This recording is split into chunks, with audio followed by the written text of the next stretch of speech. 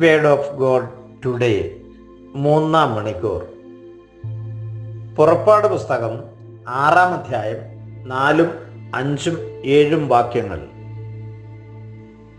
അവർ പരദേശിയായി പാർക്കുന്ന കാനാൻ ദേശം അവർക്ക് ഞാൻ നൽകുമെന്ന് അവരുമായി ഞാൻ ഉടമ്പടി ചെയ്തിരുന്നു.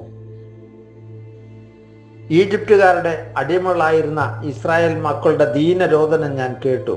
എൻ്റെ ഉടമ്പടി ഞാൻ ഓർക്കുകയും ചെയ്തു.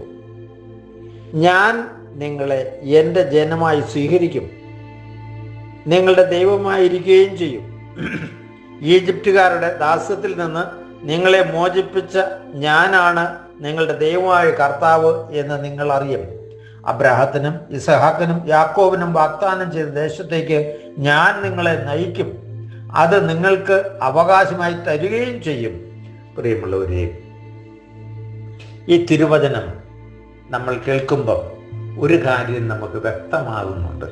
ഒന്ന്, ഞാനാണ് നിങ്ങളുടെ ദൈവമായ കർത്താവ് എന്ന് ഏറ്റു പറയുന്ന തമ്പുരാന്റെ വാക്കുകളാണ്. ഇസ്രായേൽ മക്കളെ ഞാൻ സ്വന്തമായി ഏറ്റെടുത്തിരിക്കുന്നു. നിങ്ങളുടെ എല്ലാ അടിമത്തത്തിൽ നിന്നും ഞാൻ നിങ്ങളെ മോചിപ്പിക്കും.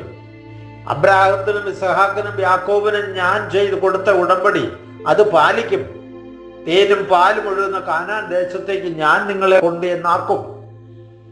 നിങ്ങളുടെ ദൈവമായ കർത്താവ് ഞാനാണെന്ന് നിങ്ങൾ അറിയേണ്ടതിന് നിങ്ങൾക്ക് വേണ്ടി ഇതെല്ലാം ഞാൻ ചെയ്തു തരും. പ്രിയമുള്ളവരെ, ഇതൊക്കെ അസന്നിഗ്ധമായിട്ട് കർത്താവ് പറയുമ്പം ആ കർത്താവ് നമ്മളോട് ഇന്ന് പറയുന്നത് എന്താണെന്നാണ്. നിന്റെ ദൈവമായ കർത്താവ് ഞാനാണ്, ഞാനല്ലാതെ മറ്റൊരു ദൈവം നിനക്കുണ്ടാകരുതെന്ന 1-ാം പ്രമാണം നമുക്ക് വന്നൊന്നില്ലേ? ആ ദൈവമായ കർത്താവ് അവരോട് ചെയ്ത അതേ ഉടമ്പടി നമ്മളുമായിട്ടും അവൻ ചെയ്തു. നമ്മളോട് ദൈവം പറയുക, അബ്രാഹത്തിന്റെയും ഇസ്ഹാക്കിന്റെയും യാക്കോബിന്റെയും ദൈവം ഞാനാണ്, അവരെ വീണ്ടെടുത്തതും അവരെ നയിക്കുന്നതും ഞാനാണ്. ഇത് പറയുമ്പോൾ നമ്മളോടുമാണ് പറയുക. അബ്രാഹത്തിന്റെയും ഇസഹാക്കിന്റെയും യാക്കോബിന്റെയും ദൈവമേ എന്ന് വിളിച്ച് പ്രാർത്ഥിക്കുന്നവരാണ് നമ്മളോട് ദൈവം പറയുന്നുണ്ട്, ഞാനാണ് നിന്റെ ദൈവമായ കർത്താവ്, അല്ലാതെ മറ്റൊരു ദൈവം നിനക്കുണ്ടാവരുത്. ഇന്ന് നമ്മൾ ദൈവത്തിൽ മാത്രം ആശ്രയിച്ചു പോകുന്നവരാണോ? നിന്റെ ദൈവമായ കർത്താവ് ഞാനാണ്, ഞാനല്ലാതെ മറ്റൊരു ദൈവം ഉണ്ടാകരുതെന്ന് പറയുന്ന ദൈവം ഇത് നമ്മളോടല്ലേ പറയുന്നേ? ഇന്ന് നമുക്ക് ദൈവത്തിനേക്കാൾ അപ്പുറമായിട്ട് നമ്മൾ എന്തിനെങ്കിലും സ്ഥാനം കൊടുക്കുന്നെങ്കിൽ, ആദ്യമേ ഉൽപ്പത്തി പുസ്തകത്തിന്റെ ആദ്യത്തെ വാക്യം ഇതാ, ആദിയിൽ ദൈവം. പ്രിയമുള്ളവരെ, ഫസ്റ്റിലെ ഈശോയ്ക്ക് കർത്താവിന് സ്ഥാനം കൊടുക്കണം, അതിനുശേഷമേ ബാക്കി ഏതും ആകാവൂ എന്ന് അവൻ നമ്മളെയും ബോധ്യപ്പെടുത്തുകയാണ്.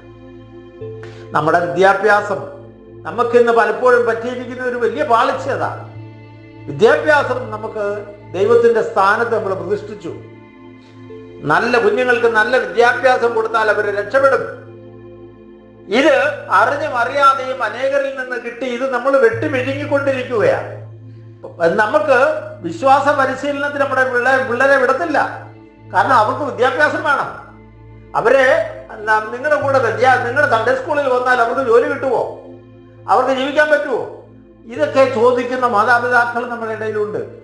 പ്രിയമുള്ളവർ, ഇവിടെയൊക്കെ ദൈവത്തെ മറന്നു പോകുന്നവരെ ഇത് ഓർമ്മയിലിരിക്കട്ടെ, ഇല്ലെങ്കിൽ ഞാൻ നിങ്ങളെ ചിന്തിക്കളയും. 50-ാം സങ്കീർത്തനത്തിൽ കർത്താവ് പറഞ്ഞു വെക്കുക, ദൈവത്തെ മറന്നു പോകുന്ന ഒരു ജനമായി നമ്മൾ മാറാതിരിക്കണമെങ്കിൽ ഏറ്റവും ഉപരിയായിട്ട് ദൈവത്തിൽ മാത്രം ആശ്രയിച്ചു പോകാൻ നമുക്ക് പറ്റണം. പണമാണേലും വിദ്യാഭ്യാസമാണേലും സ്ഥാനമാനങ്ങളാണേലും എന്തും ദൈവത്തിന് കൊടുത്ത വില കഴിഞ്ഞിട്ട് ബാക്കിയുള്ളത് മതി എന്ന് വെക്കാനുള്ള കൃപ ദൈവം നമുക്ക് തരട്ടെ. പിതാവിൻ്റെയും പുത്രൻ്റെയും പരിശുദ്ധാത്മാവിൻ്റെയും നാമത്തിൽ ആമേൻ.